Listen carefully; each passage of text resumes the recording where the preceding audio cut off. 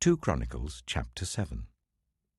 When Solomon finished praying, fire came down from heaven and consumed the burnt offering and the sacrifices, and the glory of the Lord filled the temple. The priests could not enter the temple of the Lord, because the glory of the Lord filled it. When all the Israelites saw the fire coming down and the glory of the Lord above the temple, they knelt on the pavement with their faces to the ground, and they worshipped and gave thanks to the Lord, saying, "He is good. His love endures forever." Then the king and all the people offered sacrifices before the Lord. And King Solomon offered a sacrifice of 22,000 head of cattle and 120,000 sheep and goats. So the king and all the people dedicated the temple of God. The priests took up their positions, as did the Levites with the Lord's musical instruments, which King David had made for praising the Lord, and which were used when he gave thanks, saying, "His love endures forever." Opposite the Levites, the priests blew their trumpets, and all the Israelites were standing.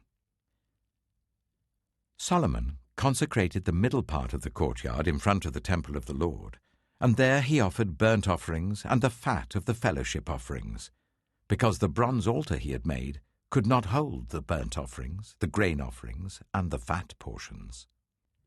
So Solomon observed the festival at that time for 7 days, and all Israel with him, a vast assembly, people from Lebo Hamath to the Wadi of Egypt. On the 8th day they held an assembly, for they had celebrated the dedication of the altar for 7 days, and the festival for 7 days more. On the 23rd day of the 7th month he sent the people to their homes, joyful and glad in heart, for the good things the Lord had done for David and Solomon, and for his people Israel. When Solomon had finished the temple of the Lord and the royal palace, and had succeeded in carrying out all he had in mind to do in the temple of the Lord and in his own palace, the Lord appeared to him at night and said, "I have heard your prayer, and have chosen this place for myself as a temple for sacrifices.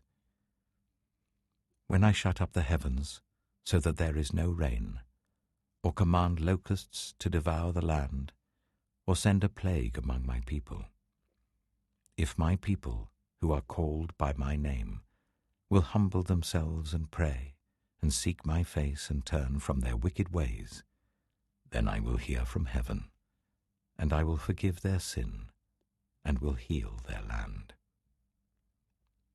Now my eyes will be open and my ears attentive to the prayers offered in this place.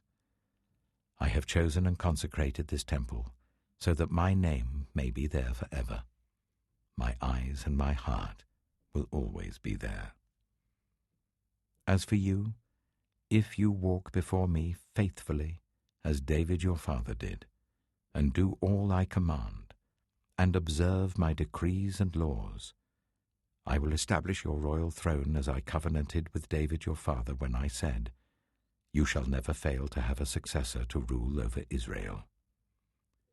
But if you turn away and forsake the decrees and commands I have given you, and go off to serve other gods and worship them, then I will uproot Israel from my land, which I have given them, and will reject this temple which I have consecrated for my name.